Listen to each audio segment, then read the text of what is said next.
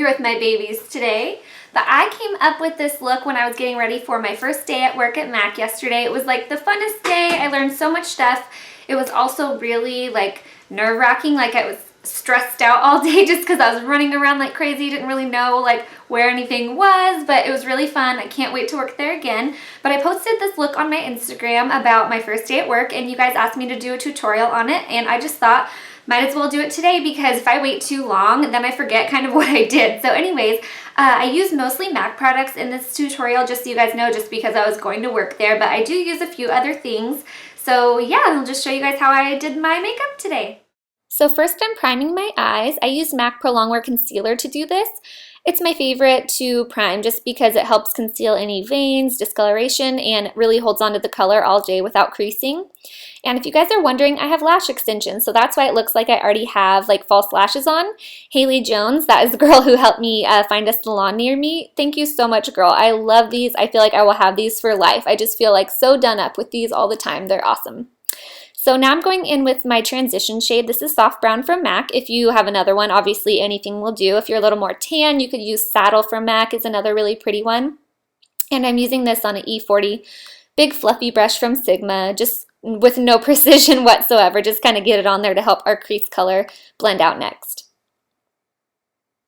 Now I'm going in with my crease shade. I'm using MAC Brown Script. I absolutely love this. It's like a beautiful, warm, rich brown color, and so I'm using this on a 217, and I wanted my eyes to look really round. Sometimes I keep more of the pigment of the eyeshadow on the outer corner, but I didn't do that today. I brought it all the way in just because I want my eyes to look round instead of more cat eye. So anyways, now I'm taking that same brush I used before and just blending the brown script and the soft brown together just to make sure there's no harshness and it just blends out really pretty.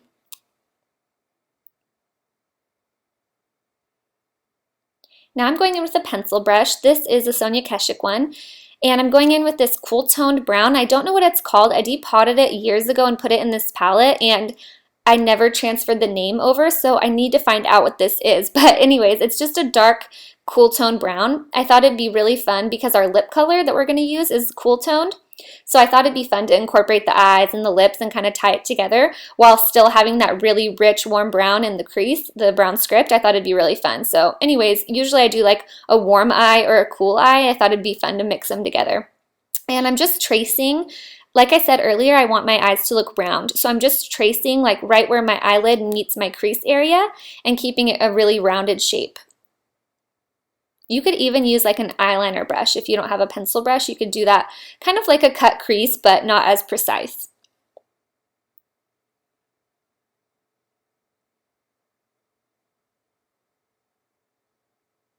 And now I'm going to go in and blend this just a little bit. I'm using this Makeup Geek brush. Anything you have will do, but I just like this because it comes to a point, but it's still fluffy. So it's going to help us blend that a little bit without slopping the product all the way up onto our brown script. It's just going to blend it a little bit. I usually like my eyeshadow really, really blended, but I thought it'd be kind of fun to leave it a little bit like a cut crease, if that makes sense. It'll just make our eyes look really deep by having that dark color in our deep in our crease area without bringing it up too far, if that makes sense.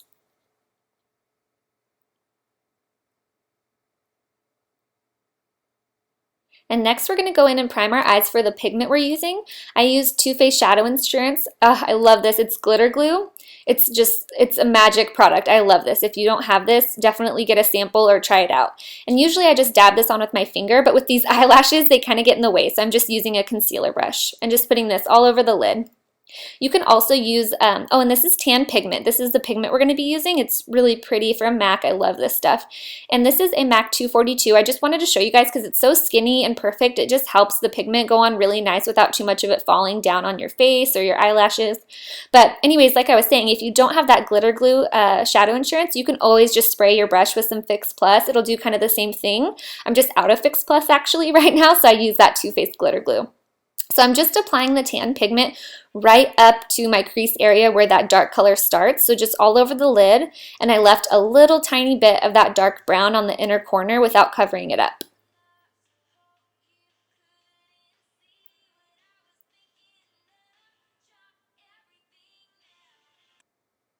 And now I'm just going back and blending it just a little tiny bit with that same Makeup Geek brush. I kind of wanted it to look a little bit disconnected, but not completely, so I just blended just really quick. And that's what I'm doing here. I just took that other brush and blended it just a little more. It's weird, I usually like my makeup really blended, but I kind of wanted it to look a little bit separate today. So now I'm going in and highlighting. I'm using Shroom from MAC, and I'm using a angled eyeshadow brush. I think it's called an E70 from Sigma. It's just perfect because you can pop it right in that inner corner or right under the eyebrow and then kind of turn your brush sideways like you'll see me do right in a second. There we go. See how I turn it sideways and blend it into my transition shade? It's just really nice. Okay, this is Maybelline Eye Studio Gel Eyeliner. I'm using a Sigma E65, just really tiny angled brush to do my winged liner today. I probably should have honestly kept it without a wing because that would have made my eyes look even more round how I was going for, but I just love winged liner. I can't help it. I always wing out my liner almost every day. And then just to make my eyeliner look even more sharp and cleaned up, I usually take like a makeup wipe and clean up right underneath there, or like a Q-tip. And then this would be the time you would apply some mascara and some false lashes if you wanted to, but since I have these extensions, they just give you this little sealer to put on them, so I'm just kind of sealing them up right now. Now we're going to move to the face. I'm using a primer by Benefits called Professional. It's really good if you're oily because it helps with, making pores appear a little smaller and helps fill in any fine lines.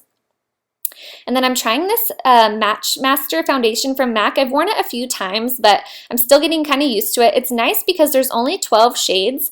So if you apply it, as you can see, it kind of starts to blend into my skin color, which is awesome. Like, it's supposed to have this technology in it to kind of match up with your skin.